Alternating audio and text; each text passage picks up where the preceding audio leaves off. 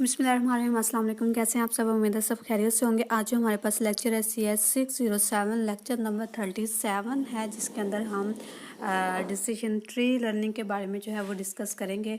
अच्छा जी, इसमें वो कह रहे हैं कि आपने जो अब तक एल्गोरिदम किए है सर्चिंग बेस पे या कॉन्सेप्ट लर्निंग बेस पे, आपने 2 एल्गोरिदम किए हैं जिसके अंदर आपने कंजक्टिव स्पेस के ज़रिए जो है वो एडिंग की है 2 एट्रीब्यूट को। ठीक है, तो मतलब जिसमें हमने फाइंड एल्गोरिदम देखा और कैंडिडेट एलिमिनेट एल्गोरिदम देखा, उसके अंदर हमने कंजक्टिव किया हुआ था, देन जाके हम अपना आउटपुट जो है वो ले रहे थे। अब जैसे कि ये देखें कि इफ़ एग्जांपल उन्होंने लास्ट की दी हुई है कि if temperature is high, blood pressure is high, दोनों को एंड करेंगे तो हमारे पास जो है पर्सन वो सिक होगा। ठीक है, इसका आप कह सकते हैं कि ये हमने इसके अंदर मतलब इस रूल से रिडक्टिव किया है, रिडक्शन किया है, ये हमारे पास रिडक्शन हाइपोथेसिस में आ जाता है। तो इससे हमें एक फ़ायदा तो ये हुआ था कि हम सर्च स्पेस जो है वो काफ़ी कम कर ली थी। जैसे कि हमारे पास 2 की पावर 9 512 पॉसिबल जो वैल्यू हैं वो आती थी, लेकिन हमने क्या किया, उसका एक जो है वो पेयर मतलब एक सैंपल वहाँ से जो है वो पिक कर लिया, जो इस एंड के हेल्प से, कंजक्टिव स्पेस की हेल्प से, वो हमारे पास जो आ रहा था कम से कम पॉसिबल कॉन्सेप्ट वो 17 तक हमने रिड्यूस कर दिए। ठीक है, लेकिन ये जो है वो रिस्की, उन्होंने कहा ये रिस्की है वो इसलिए कि जब हम अब देखें इसकी कोई वैल्यू अगर आप चेंज करें तो फिर अगर मतलब कि जो ब्लड प्रेशर है आपका वो हाई ही रहे और टेम्परेचर आपका लो हो जाए तो भी जो है वो सिक होता है पर्सन। ठीक है, तो ये इसमें प्रॉब्लम आ रही होती है कि अगर इसकी रेंज में से हम बाहर कोई मतलब कर लें, बाहर चले जाएं, तो इससे हमारा जो है बिल्कुल कॉन्सेप्ट ख़राब हो जाता है इस रिड्यूस साइज़ में। ठीक है, तो इसके लिए हमने इसका इस प्रॉब्लम को सॉल्व करने के लिए दूसरा हल निकाला है। वो कौन सा है? Decision tree. इसमें क्या होता है कि ये एंड और दोनों के साथ जो है वो काम करता है। ठीक है, तो ये और के साथ जो है वो इस तरह काम करता है, जहाँ पे आपको मैं एग्जांपल दिखा रही हूँ। इफ़ टेम्परेचर हाई, अगर टेम्परेचर हाई और ब्लड प्रेशर हाई है तो दोनों को और करेगा और हमें बता देगा सिक पर्सन है। ये और की वजह से ये सारा काम जो है वो करेक्ट हो रहा है। मतलब ये और जो यहाँ पे है ये डिजेक्टिव है। ठीक है, तो जो इस पे यहाँ पे हम जो है वो यूज़ कर रहे हैं, तो इसके लिए जो हम टी को रिप्रेजेंट करते हैं वो कुछ इस तरह करते हैं, ये देख लें आप। तो क्या होता है कि ए और बी को हम एंड करेंगे और सी और डी को एंड करेंगे, देन उनके दरम्यान जो है वो और करेंगे। ये देखिए ए और बी जो है वो हमारे पास एंड हो रहा है। ठीक है, और इनके दरम्यान में फिर वो और हो रहा है, ये हमारे पास रूट नोड है।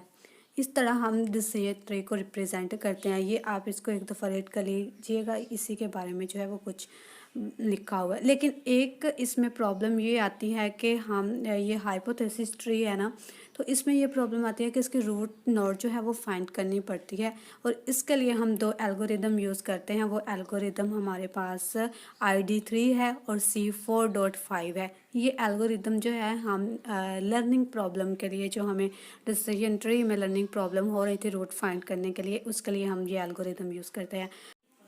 ID3, ID stand for iterative dichotomiser. ये हमारे पास थर्ड जो है वो एल्गोरिदम होता है जो हमें वाइड एक क्लाइंब जो है वो गोट करता है। देन इसका जो फर्स्ट स्टेप होता है कि वो यही होता है कि वो रूट नोड को जो है वो फाइंड करे।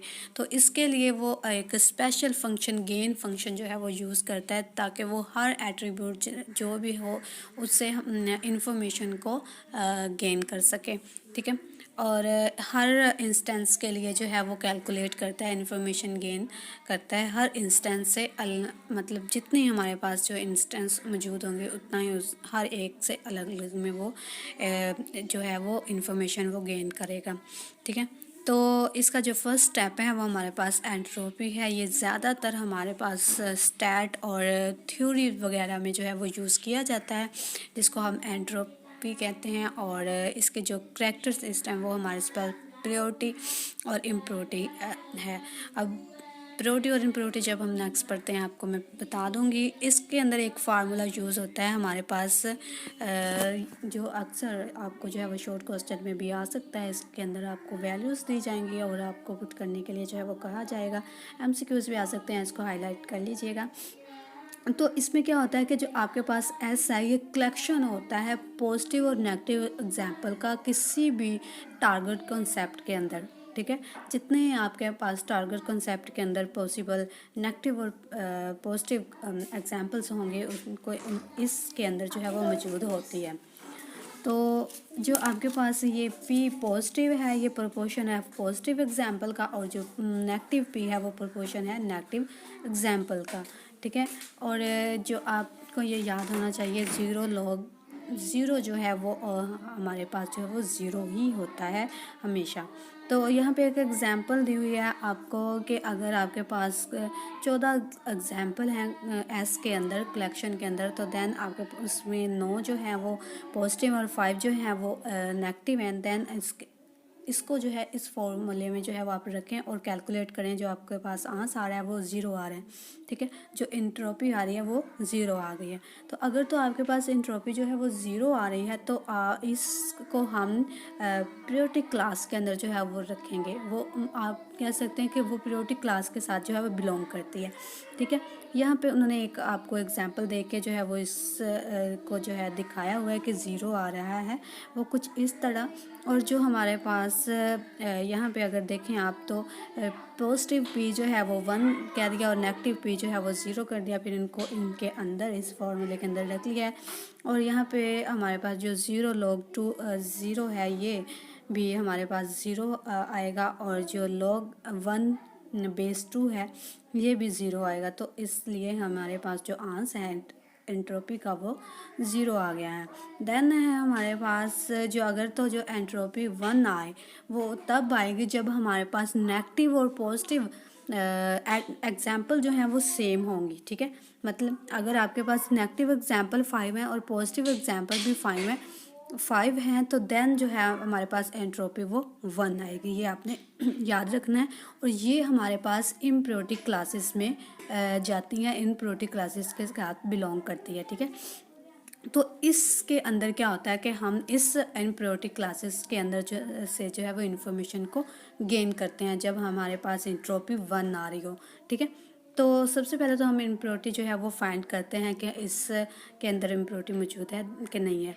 इम्प्योरिटी मेजर करने के बाद हम वहाँ इंफॉर्मेशन गेन करते हैं उस इम्प्योरिटी से। वो कुछ इस तरह के मतलब जो उसको इस ट्रेनिंग एग्जाम्पल के अंदर हम इफेक्टिवनेस एट्रीब्यूट की और उसके बाद उसको ट्रेनिंग डाटा को क्लासीफाई करते हैं, वो हम इंफॉर्मेशन गेन के ज़रिए ही करते हैं। वो जब हम एग्जाम्पल करेंगे तब आपको जो इसकी कुछ जो है वो समझ आ जाएगी।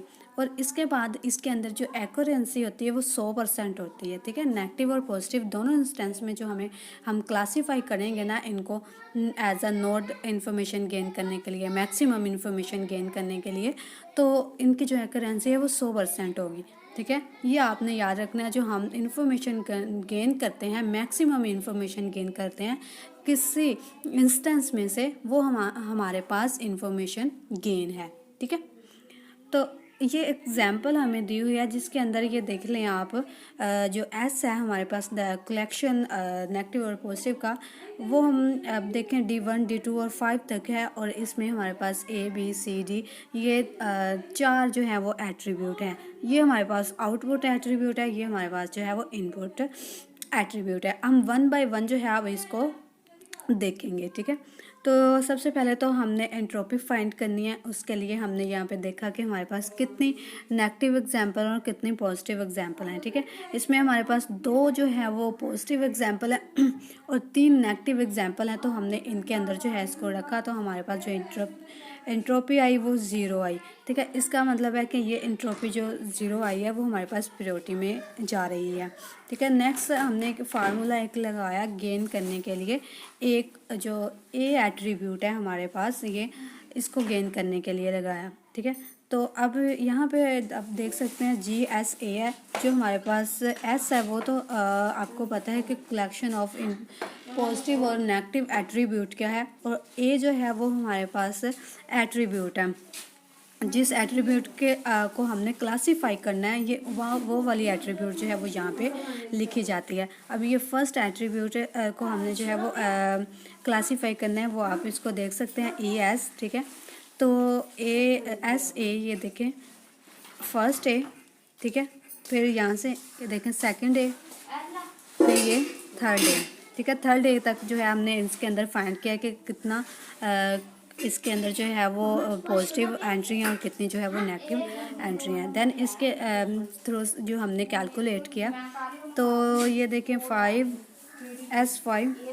टोटल जो हमारे पास पॉजिटिव और नेगेटिव है वो 5 है, और एस ए जो है वो 1 है, क्योंकि हमारे पास एस ए जो है वो आउटपुट जो है वो येस आ रही है, और येस जो है वो हमारे पास पॉजिटिव है।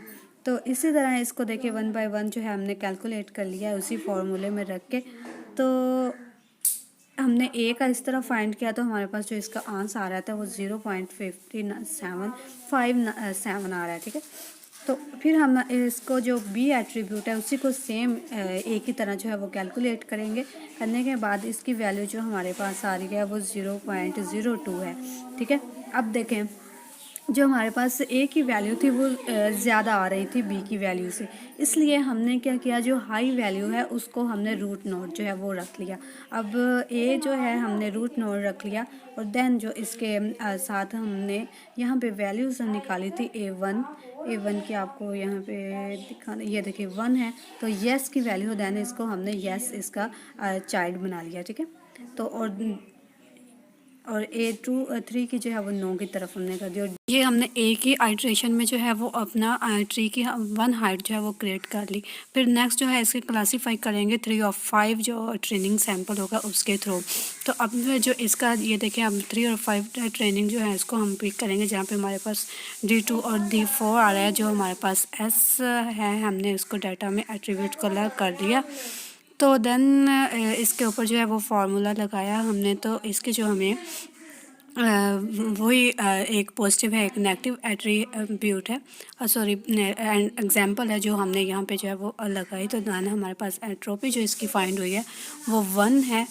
तो इसी तरह जो है अब नेक्स्ट मतलब हाफ जो है हमारे पास नेगेटिव और हाफ जो है हमारे पास पॉजिटिव है इस सैम्पल में। इस अल्ट्रेशन के बाद हमें नेक्स्ट अल्ट्रेशन की जो है वो ज़रूरत नहीं पड़ेगी, क्योंकि यहीं पे हमारी जो है वो ट्री कंप्लीट हो रही है। तो यहाँ पे हमने जो है इसको कैलकुलेट किया, कैलकुलेट करने के बाद सेम वो जो लास्ट टाइम हमने किया था सेम वही चीज़ है। तो इसको कैलकुलेट करने के बाद हमारे पास ये जो है ट्री वो बन रही है। तो यहीं पे जो है हमारा हाइपोथेसिस H जो है वो सेटिस्फाई हो रहा है तमाम ट्रेनिंग एग्जाम्पल के साथ। तो यहाँ पे जो है हम स्टॉप करेंगे, इंशाल्लाह कल हम लेक्चर नंबर 38 करेंगे। तब तक के लिए अल्लाह हाफिज़।